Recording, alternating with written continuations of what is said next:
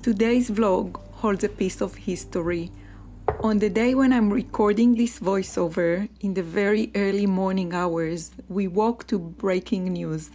The US had completed what was described as a very successful attack on 3 nuclear sites in Iran: Fordow, Natanz, and Isfahan. It is 22nd of June 2025, and according to the official statement, a full payload of bombs was dropped and all planes returned safely.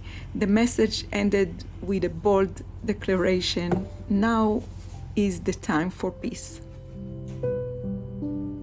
Here on the ground, we are trying to stay close to shelters. I try to keep some kind of wartime daily routine for myself and for my family.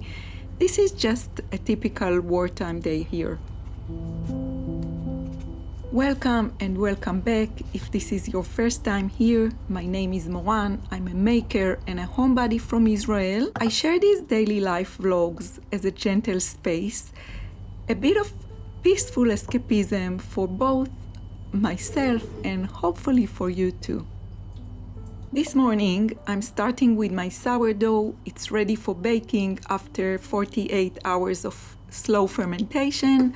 While I work with the dough, I'm also preparing a fresh batch of kefir, moving between both familiar tasks. There is really something grounding about working with these living cultures, the sourdough and the kefir grains doing their quiet, slow work of fermenting. Both need time and patience, qualities that feel especially precious right now. As the coffee brews, filling the kitchen with its warm aroma, I gather my crochet project. Once my cup is ready, I'll settle into my favorite spot to enjoy my favorite daily routine in the most magical morning light.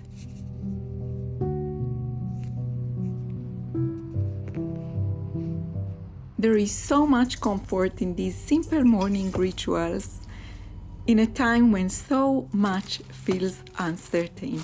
Just like in my previous vlog, we are all staying here together. The whole family is at home. So you might hear some family sounds in the background. You might also hear the laundry machine running. So I'm sorry about that, but this is the best I can do these days. We, all 5 of us, mostly stay home together, close to the shelter, just in case a siren goes off, warning of rockets coming from Iran. The news is heavy. People have been killed, buildings destroyed by missiles that carry other missiles inside them. There is so much pain here, so much loss. Between the stretches of quiet, sudden alarms, and sad news, I find comfort in simple routines. Moving between the kitchen and my craft room, making sure we eat healthy, whole foods, even when we are stressed and sleep deprived.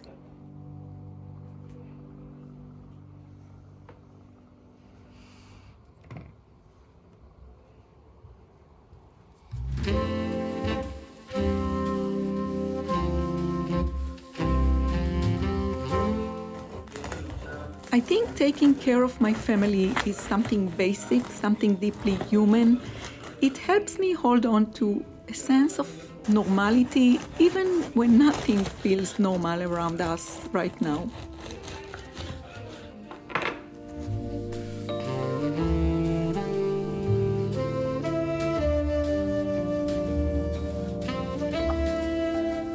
It feels like we've been forced into kind of a Russian roulette. We have no idea when the next missile will come, whether it will be intercepted in time, or where it might land, which building it might hit. And this uncertainty is exhausting. Even when there are no sirens, it's hard to fall asleep and even harder to stay asleep.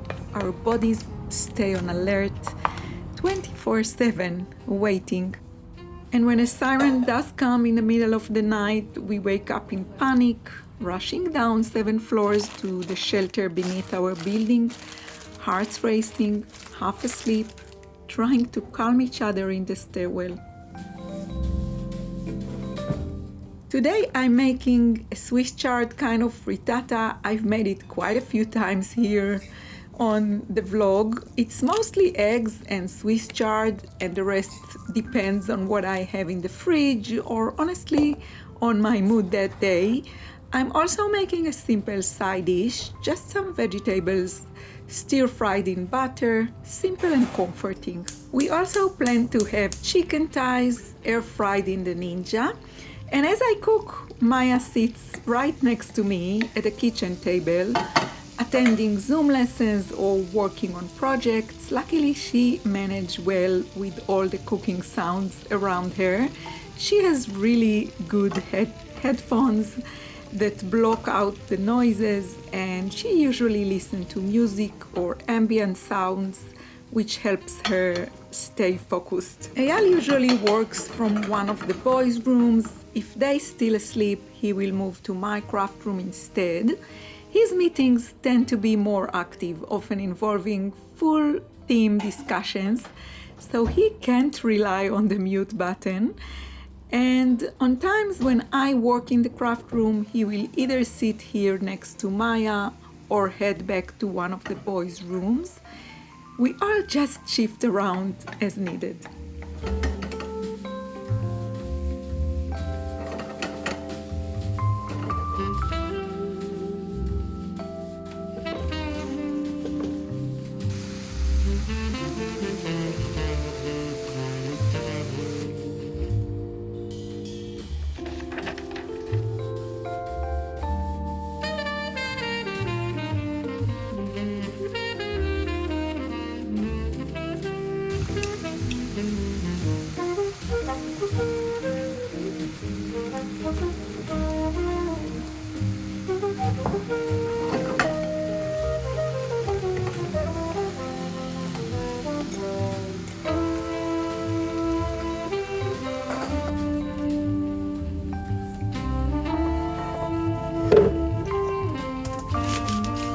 Getting hot here, and I've been craving my leafy green juice again. It's been a while since I last made one. For the past few days I've kept telling myself, I'll make it today, I will make one today. And today I'm finally preparing one for Maya, Eyal, and myself. The boys are still not interested, but I can feel it coming.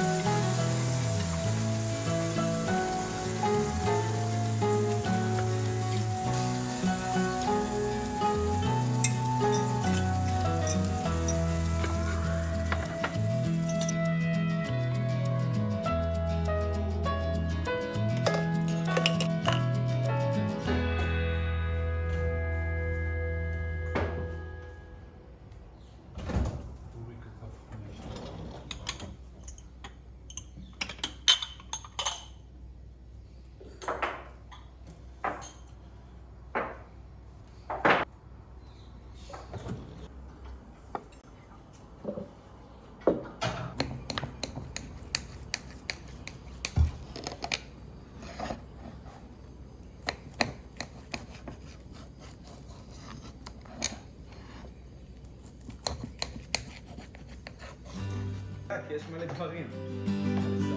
אפשר לערבב את הסלט. תודה. אני אעשה עם המזלג שלי, לא צריך. וואי. קנו בחולצות.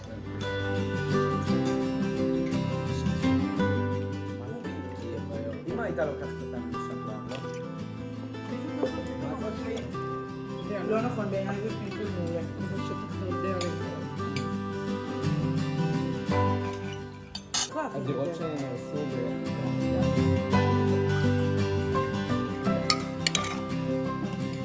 כן, הוא אפילו לא יצא לנו.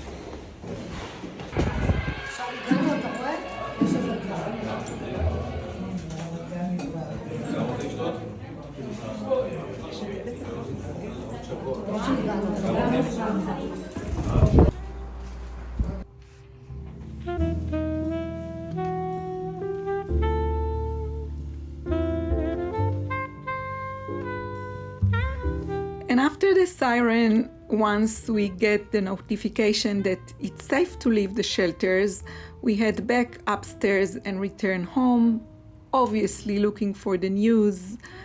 Where was it? The bombs that we could hear from the shelters. And I come back to my craft room and settle with my granny square project, something that really keeps me happy these days. I'm working on a granny square sleeve for a sweater I'm trying to design for myself. I'm using my yak fibers, baby yak lace held double, and I'm finishing each square with an invisible join, which makes things much easier later when it comes to the time that I need to join them.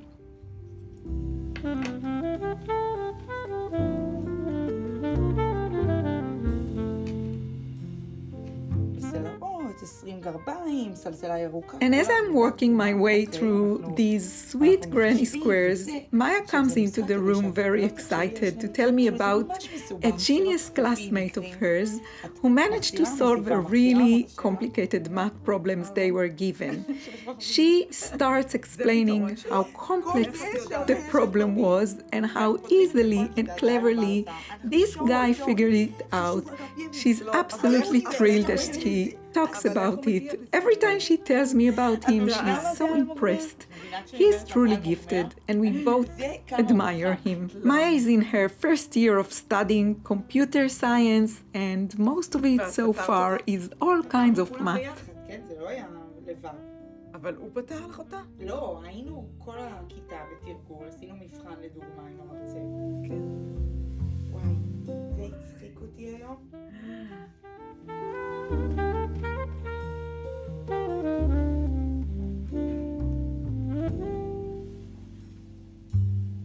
Now the news about the latest rocket is starting to come in. Our best friend's sister and her family, a family of 5 with 3 kids, lost their home. Their apartment was damaged by the blast wave from a rocket that hit the building next to theirs. They had to leave everything behind. For now, they're staying with our friends, living with them until they can find a new place. Maya sees how anxious I am with everything going on, and she's gently insisting I join her for a Zoom yoga class out on the deck.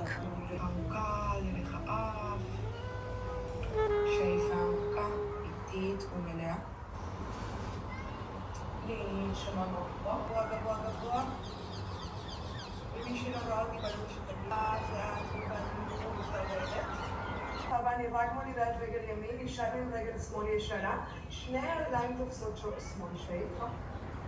שכבה מולדתי עוד פלוש לכיוון הברך, ברך לכיוון הראש, תנסו עוד לשבת להרגיש עוד אמסטרינג, אפשר להישאר בעד עמוק השפדסנה, תנסה להיכנס לנשימות ג'יג'אי, נשימות דרך האף, לחמם את כל הגוף פנימה. שימו לב.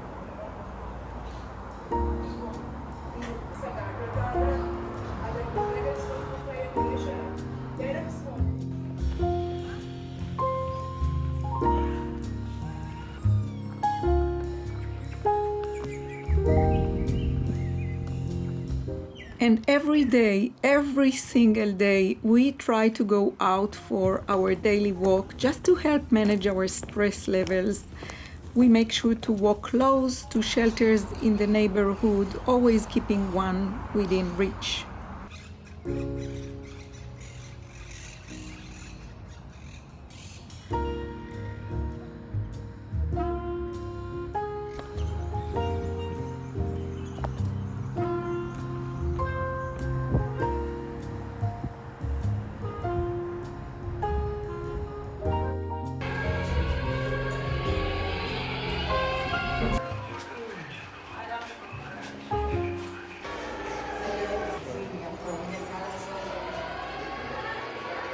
And the days are blending into the nights melt right back into the days. Time feels blurry. We wake up late every morning, exhausted after long nights filled with the sounds of rockets and the tension they bring.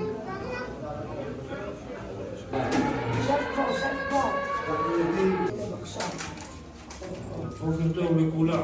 מה שלומכם?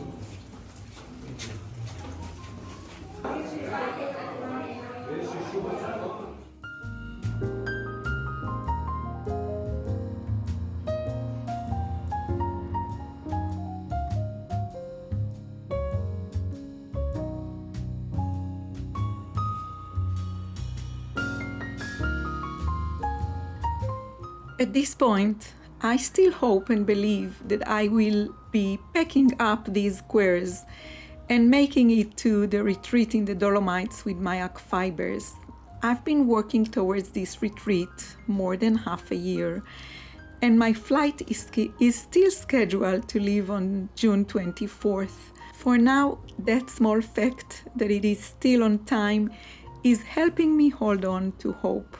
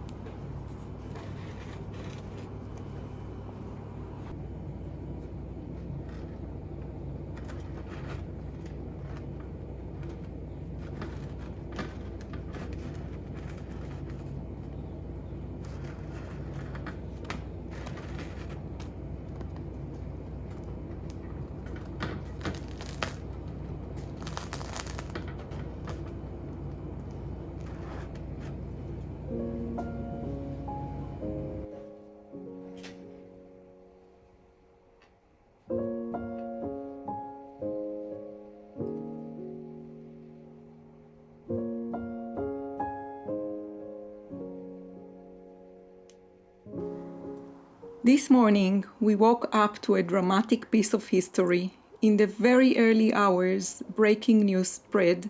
The US had carried out what was described as highly successful strike on 3 nuclear sites in Iran, Fordow, Natanz, and Isfahan. As the world began to take in the weight of these news, I received a message: my flight has been cancelled.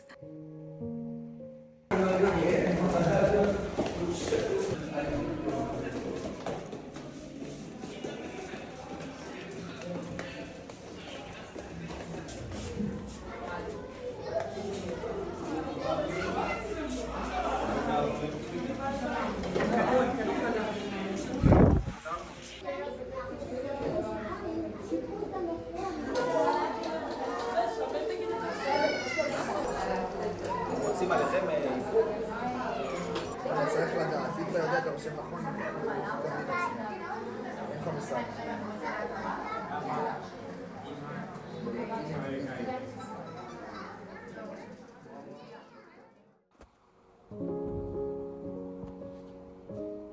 I walk into my craft room, trying to absorb this new reality. I sat down to write to Paula, tears streaming, letting the truth settle in. I won't be able to attend the retreat.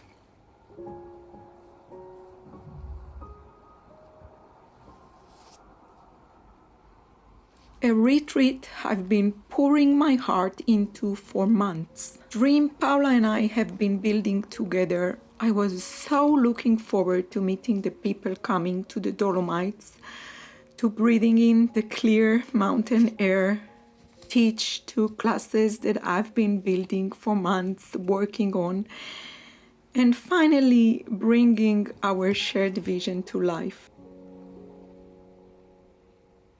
Unfortunately, there will be no flights going in or out of Israel until further notice.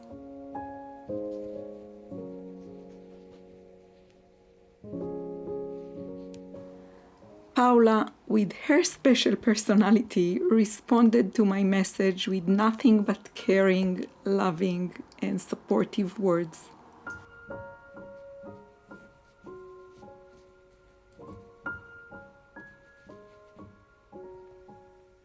This morning is a clear reminder we are just a small speck of dust passing through eternity. If this moment in history means I have to let go, but the world become a better place, then it's worth it. It's not what I wanted, but if this is how it has to be, I let it be.